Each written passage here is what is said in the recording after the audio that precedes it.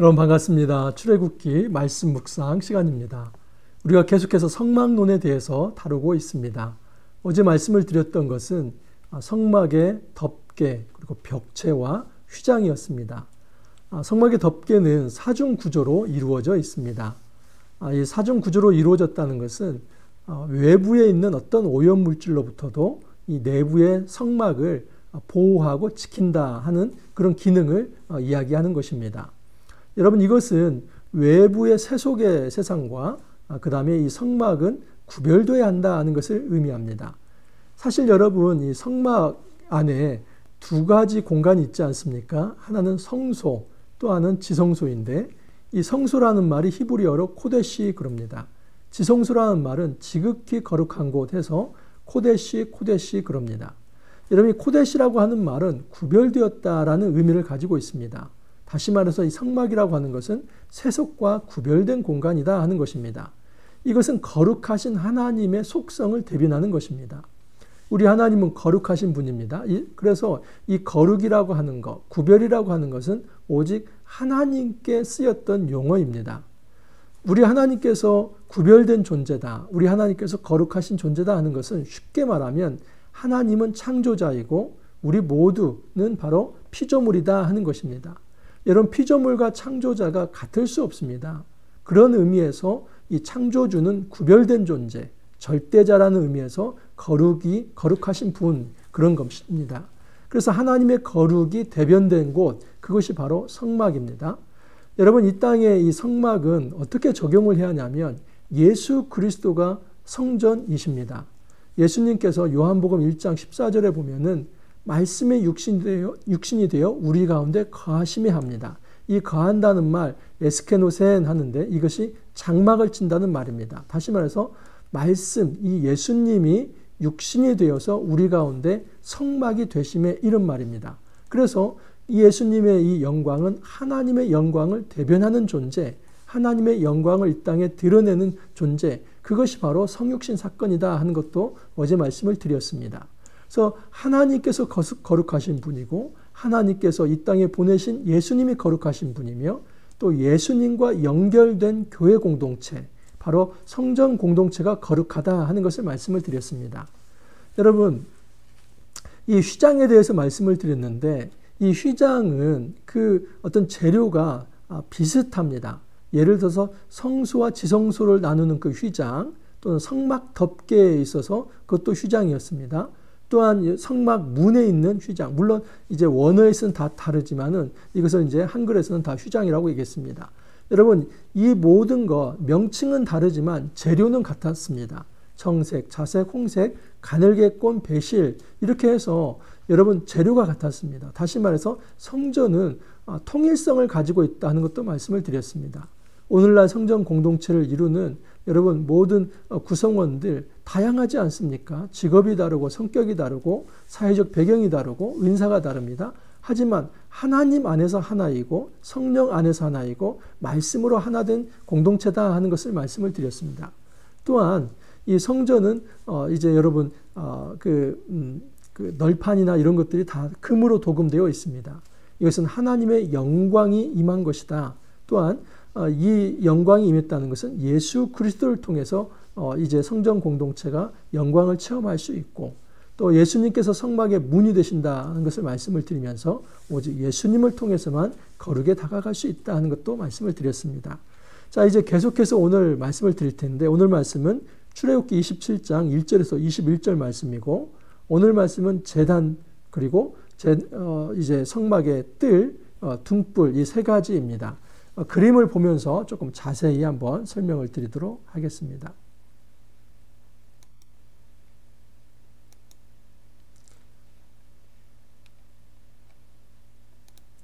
자,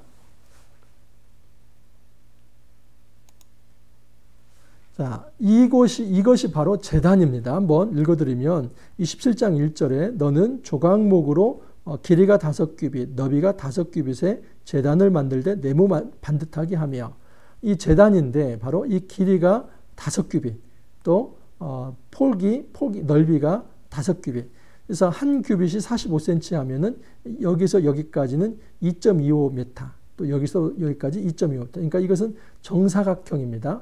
그리고 높이는 몇 규빗이냐면 3규빗입니다. 이 3규빗은 한 1.35m 정도 됩니다. 그리고 4절을 보면 제단을 위하여 놋으로 그물을 만들고 그 위에 네 모퉁이에 놋골이 넷을 만들고, 이게 바로 그물입니다. 이 그물의 용도는 이 그물 위에다가 마치 석쇠와 같이 이곳에 이제 그 재물들을 각을 떠서 놓죠. 그리고 이 밑에서 불을 태우는 겁니다. 그래서 이 그물을 이 제단 여기에 이제 넣게 되는 것입니다. 자, 그러면 이제 문제는 불은 그러면 어디서 뗍니까 하는 건데, 성경에 나왔지 않지만은 이 제단을 놓는 이 밑에 둔덕을 이렇게 만들었을 것이다 라고 생각을 합니다. 그래서 이런 그림을 한번 보십시오. 여기 보면 이게 제단인데, 제단이 이런 흙 둔덕을 만들고 그 위에 놓고 이 밑에서 불을 떼고, 그리고 아까 그물을 위에다 놓지 않았습니까? 그리고 그 그물에 이제 재물을 버려서 그곳에서 이제 태우는 이런 형식이다라고 볼 수 있습니다. 자, 또 하나 이제 3절에 보면 이게 나옵니다. 재를 담는 통과 부삭과 대야와 고기 갈고리와 불 옮기는 그릇을 만들되 하는데, 여기 불 옮기는 그릇은 향로를 의미합니다.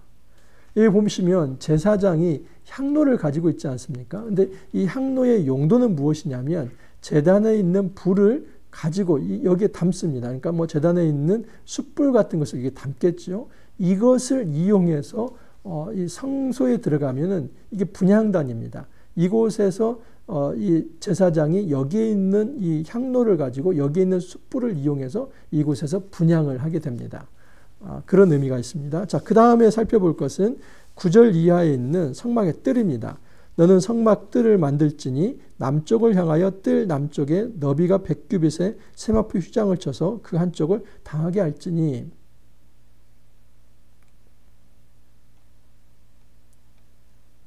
자, 이게 성막의 휘장입니다. 기둥을 20개씩 놓고 그 휘장에 이게 성막의 뜰에 이제 어떤 휘장입니다. 그래서 이 기둥을 20개 놓고 거기를 이제 천으로 이렇게 둘러싸는 것입니다. 그래서 우리는 성막뜰이라고 할 때는 바로 이 공간을 성막뜰이다라고 얘기를 합니다. 이거 역시도 외부의 세속의 세계와 내부의 거룩하신 하나님의 임재 세계가 구별되었다 하는 것을 의미를 하고 있습니다. 자, 길이를 보시면 성막의 길이가 100규빗입니다. 이렇게 100규빗. 100규빗이면 이제 45cm를 곱하면 이게 한 45m 정도 됩니다. 그리고 폭은 이게 50규빗입니다. 그러면 50규빗은 이제 22.5m 정도라고 볼 수 있을 것 같습니다. 여러분, 이제 작은 축구장이 한 2분의 1 정도 된다고 볼 수 있고, 아주 국제 규격의 제일 큰 축구장에는 4분의 1 정도 규격이다라고 볼 수 있습니다. 그러니까 전에도 한번 말씀을 드렸지만 그때 당시에 이 이집트나 고대의 모든 성전은 되게 큽니다. 엄청 큽니다. 비교할 수 없을 정도로 큽니다. 우리 하나님께서는 어떤 그 규모를 통해서 압도하는 것이 아니라 이 성전에 임재하시는 그 상징을 보여주고자 이것을 보인 것이다. 그래서 어떤 성전에 압도되는 그런 어떤 규모를 통해서 그 성전 자체가 이데올로기화되고 성전 자체가 하나의 어떤 사람을 좀 압도하는 그런 것이 되는 것이 아니라는 사실입니다. 자, 그 다음에 16절에 보면 뜰 문이 있는데 한번 보십시오. 이게 바로 이 부분이 뜰 문입니다. 근데 16절을 보면 뜰 문을 위하는 청색, 자색, 홍색 실과 가늘게 꼰 배실로 수누와 짠 20규빗의 휘장이 있게 하고, 보십시오. 여기에 있는 이 성막의 뜰의 이 휘장, 이것, 그 다음에 성막 문, 이게 성막 문입니다. 여기는 성막 뜰의 문이고, 성막 뜰의 문, 성막 문, 그 다음에 안으로 들어가면 이 휘장, 그리고 제일 안쪽 덮개, 이 모든 이 곳에 들어가는 재질은 똑같습니다. 청색, 자색, 홍색 실과 가늘게 꼰 배실. 더 하나 재미있는 것은 이 제사장이 입는 맨 앞에 있는 이 앞치마와 같은 이게 바로 에봇인데, 에봇도 청색, 자색, 홍색 가늘게 꼰 배실이라고 합니다. 그래서 성전의 통일성과 일관성을 보여준다고 볼 수 있습니다. 자, 또 하나만 좀 더 설명을 드리면, 여러분 이것이 이제 그 성막들의 규모인데, 여기서 여기까지가 100규빗이라고 했고 여기서 여기까지가 50규빗입니다. 자, 그런데 이것을 반으로 딱 나누면은 정사각형 2개가 되는 겁니다. 그리고 정사각형을 이렇게 가로지르면 그 가장 중심에 뭐가 있냐면 이것이 바로 지성소의 번제단이 있는 곳입니다. 또 이제 이게 성막들입니다. 이게 성막들인데 성막들에 또 이렇게 좀 모서리에서 서로를 가로질러 가지고 가장 중심에 뭐가 있냐면 제단입니다. 그러니까 지금 이 성막들의 중심은 제단이고 그 다음에 이 성막에 있어서 중심은 지성소입니다. 자, 그러면 이게 왜 중요하냐면 제단에서 제물을 가지고 제사를 드리고, 그리고 대제사장은 1년에 한 번 이제 제단에서 드려진 그 제물의 피를 가지고 이 물두멍에서 씻고 안으로 들어가서 이 지성소까지 나아가는 겁니다. 그러니까 지성소에 있는 이 언약궤와 번제단이 연결되어 있다 하는 것을 알 수 있습니다. 자, 이제 마지막으로 20절을 보면은 너는 또 이스라엘 자손에게 명령하여 감나무로 짠 순수한 기름을 등불을 위하여 내게로 가져오게 하고 끊이지 않게 등불을 켜되. 이게 등불입니다. 엊그제도 말씀을 드렸지만 이게 메노라이고, 그래서 저녁에 등불을 켜놓고 또 아침까지 꺼지지 않게 합니다. 그리고 마주 보는 곳이 뭐냐면은 이게 진설병상입니다. 진설병상에 12떡덩이가 있다는 것은 이스라엘의 12지파, 다시 말해서 하나님의 백성을 이 하나님께서 지켜주신다. 이 등불이라고 하는 것은 하나님의 빛입니다. 그 하나님의 빛이 이스라엘을 비춰주신다 하는 것을 말씀을 드렸습니다. 자, 그러면 이런 의미들이, 이런 어떤 성전의 모습이 우리에게 어떤 의미가 있는지 그걸 조금만 이제 제가 정리하도록 하겠습니다. 자, 여러분, 먼저 좀 생각해야 할 것은 무엇이냐면 제단의 의미입니다. 그 제단에서 제사가 드려집니다. 이스라엘 사회에서 제사라고 하는 것은 거룩하지 못한 자가 이제 이 제사를 통해서 죄와 부정을 씻고 거룩하게 되어서 하나님 앞에 나아간다 하는 의미가 있습니다. 다시 말해서 거룩하신 하나님을 만나려고 한다면 반드시 제사가 필요합니다. 그래서 그 제사에서 제물을 잘 태워야만 합니다. 근데 여러분, 이것은 오늘날 우리가 양을 잡아서 그 제단에 제사를 드리는 게 아닙니다. 오늘날 우리에게 있어서 단 유일의 속죄 제사는 예수 그리스도의 십자가입니다. 예수님은 유월절 어린 양이 되셔서 십자가에 못 박히십니다. 여러분, 이것은 하나님 보시기에 바로 번제단에 예수 그리스도를 태운 거나 마찬가지입니다.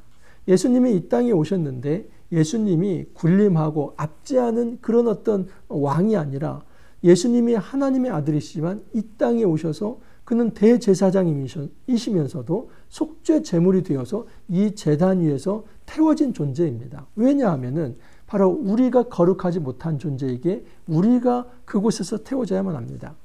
여러분, 제단 위에 제물을 바칠 때는 반드시 무슨 의식이 있냐면 안수 의식이 있습니다. 이 안수 의식이라고 하는 것은 나와 이 제물이 똑같아진다. 이 동일시의 의미가 있습니다. 다시 말해서 예수 그리스도가 그 제단 위에서 드려졌다는 것은 내가 하나님 앞에 드려진 것입니다. 내가 나의 죄에 대해서 이제 그곳에서 불타듯이 드려져야 하는데 흠도 없고 점도 없는 아무 죄도 없는 예수 그리스도가 우리 죄를 위해서 이 제단 위에서 희생을 당하신 것입니다. 자, 그러면 이 제단에서 드려지는 모든 이 어떤 예배는 거룩해야만 합니다. 근데 나중에 한번 제가 또 말씀을 드린 내년에 레위기를 묵상을 합니다. 레위기 10장에 보면은 다른 불을 들여서 그곳에서 그 불에 타 죽는 사람이 있습니다. 그게 누구냐면 아론의 두 아들 나답과 아비후입니다. 첫째와 둘째가 이 잘못된 불로 분향을 하다가 죽게 됩니다. 자, 그러면 이 불은 어디서 나와야 하냐면 이제 아까 그림에도 보셨지만은 그 제단 불입니다. 여러분, 아론이 첫 제사를 드릴 때 어떤 역사가 일어나냐면 하늘로부터 불이 내려옵니다. 그리고 그 불로부터 제단의 이제 모든 불이 끊어지지 않는 것입니다. 그 불씨가 이어지는 것입니다. 그리고 그 불을 통해서 분향을 하는 것입니다. 예배라고 하는 것은 하나님의 방식대로 하나님의 뜻대로 이러하는 것이 예배이지, 내가 제단 불에서 가져와야 하는데 다른 곳에서 불을 가져온다, 다른 방식 또는 내 멋대로의 예배, 그것은 정말 형식은 갖추고 있을지 모르지만 굉장히 치명적이다 하는 것을 보여줍니다. 자, 성막들에서 다시 한번 생각해 볼 것은 무엇이냐면, 여러분, 그 성막들은 세속과 하나님의 이제 자리, 이 성막을 구분하는 곳입니다. 여러분, 이 땅에서 우리 공동체가 구별된 존재가 돼야만 합니다. 이것은 세상과 유리가 되어서 이원론적으로 그렇게 교회 안에서만 모이고 세상은 파송되지 말라, 그것이 아닙니다. 오히려 교회 안에서 정말 하나님의 거룩을 경험한 자들이라고 한다면 가정으로 또는 직장으로 이제 흩어진 존재가 되어서 거룩의 용사들이 되어야만 합니다. 이 거룩이라고 하는 것은 물길처럼 흘러가야만 합니다. 그러면 흘러가야 하는데 어떻게 흘러가냐면, 여러분, 이제 에스겔서 47장에 보면은 성전 안에서 가장 깊숙한 지성소로부터 물이 흘러나옵니다. 그리고 그것이 요단강을 채우고 나중에 사해바다까지 이르는데, 그 사해바다에서 정말 염도가 60% 이상이기 때문에 어떤 고기도 살 수 없는데 그곳에 고기가 살고, 또 그 강 좌우에 이제 생명 열매들이 넘친다고 얘기를 합니다. 여러분, 이것은 요한복음 7장에 가면 예수 그리스도가 자기의 이 배에서 나오는 생수를 의미하고, 또 요한계시록의 22장 1절 이하를 보면은 성소에서 흘러나오는 생명의 물을 의미합니다. 이처럼 여러분, 거룩이라고 하는 것, 이 생명의 물이라고 하는 것은 이제 하나님으로부터, 예수로부터, 예수와 함께한 공동체로부터 세상으로 흘러나가서 세상도 거룩하게 하는 그런 의미가 있습니다. 그런 의미에서 이 성막의 뜰의 이 휘장이라고 하는 것은 단지 세상과 그 다음에 교회를 가로막는 그런 수준이 아니라 좀 역동적 거룩이 되어서 세상을 변화시키는 거룩의 어떤 틀이다 하는 것입니다. 중요한 것은 우리가 세상을 거룩하게 하려고 한다면 우리가 어떤 부정한 것, 죄로부터 오염되지 않도록 노력하는 것이 필요합니다. 예수 그리스도의 십자가를 의지하고 날마다 하나님 앞에 엎드리는 자세로 살아가는 것이 무엇보다 필요한 것입니다. 자, 마지막은 20절 이하에 있는 순수한 기름을 등불을 위하여 내게로 가져오게 한다라고 합니다. 그리고 그 등불을 저녁에 켜놓고 아침까지 이루어지게 합니다. 이제 성경에는 이 부분을 놓고 보면은 저녁에 켜고 아침에는 끄는 이런 식으로 좀 이해할 수 있는데, 아침에 끈다는 말 자체가 없습니다. 그래서 많은 경우는 이 성막 안은 사실 암흑 공간입니다. 굉장히 다 햇빛을 차단하게 되어 있기 때문에 아마 낮에도 불은 계속 켜져 있을 것이다. 많은 사람들이 그렇게 유추를 합니다. 여러분, 이사야 42장 3절에 이런 말씀이 있습니다. 상한 갈대를 꺾지 아니하며 꺼져가는 등불을 끄지 아니하고 진실로 정의를 시행할 것이며, 이 말씀을 예수님께서는 이렇게 말씀하십니다. 마태복음 12장 20절에 상한 갈대를 꺾지 아니하며 꺼져가는 심지를 끄지 아니하며 심판하여 이길 때까지 하리니, 여러분, 하나님께서 꺼져가는 등불을 끄지 아니한다고 합니다. 사무엘상 이제 3장 1절에서 3절 이하를 보면 사무엘이 성전에 있었습니다. 근데 그때에는 이제 말씀이 희귀한 때라고 합니다. 근데 그때 하나님께서 등불을 끄지 아니했다, 이런 말씀이 나옵니다. 여러분, 이 땅의 밤은 언제입니까? 말씀이 희귀할 때가 밤입니다. 하나님의 말씀이 희귀하고 교회 공동체가 말씀대로 제대로 살아가지 못하고 성도들이 세상에서 말씀의 빛을 제대로 드러내지 못한다면 그곳이 바로 암흑이 될 것입니다. 그러나 하나님께서는 정말 꺼져가는 등불도 끄지 아니한다는 그 은혜의 말씀을 우리에게 주십니다. 우리가 성전 공동체로 살아간다는 것은 이 하나님의 은혜에 따라서 이 말씀의 빛, 성령의 빛을 끄지 않고 비출 수 있는 그런 공동체가 되어야만 합니다. 여러분, 우리 삶 속에서 이제 성막론 계속 공부해 나가는데 얼마나 귀한지 모릅니다. 특별히 오늘 말씀 속에서 이 어떤 변제단, 예수 그리스도를 통한 제사, 그리고 이 제사가 거룩에 있어서 흠결이 없도록 바른 제사가 되어야 한다는 것. 우리의 예배가 예수 그리스도를 통해야 하고 예수 그리스도를 통한 그 거룩한 예배가 되어야 정말 하나님이 기뻐 받으실 만한 예배다 하는 거 말씀을 드렸습니다. 그리고 이 성막들이라고 하는 것은 세속과 하나님의 공간을 구분하지만 이 거룩이라고 하는 것이 역동적 거룩이 되어서 성전에서 흘러나오는 물처럼 이제는 온 세계를 이제 넘치게 하는 거룩의 물결이 되어야 한다. 그 역동적 거룩도 말씀을 드렸습니다.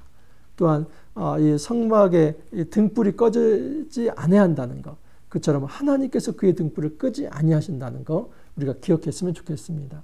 여러분, 이 땅에서 이 교회의 부패한 모습들이 있습니다. 일부 그렇습니다. 그러면서 우리는 낙담도 합니다. 또 패배주의에 빠집니다. 하지만 하나님께서 꺼져가는 등불을 끄지 아니하신다고 합니다. 그 하나님을 의지하면서 정말 성전 공동체로서의 기능을 제대로 감당하여서 이 땅에 하나님의 빛, 생명의 빛, 말씀의 빛을 잘 드러낼 수 있기를 간절히 소망합니다. 이렇게 기도합니다.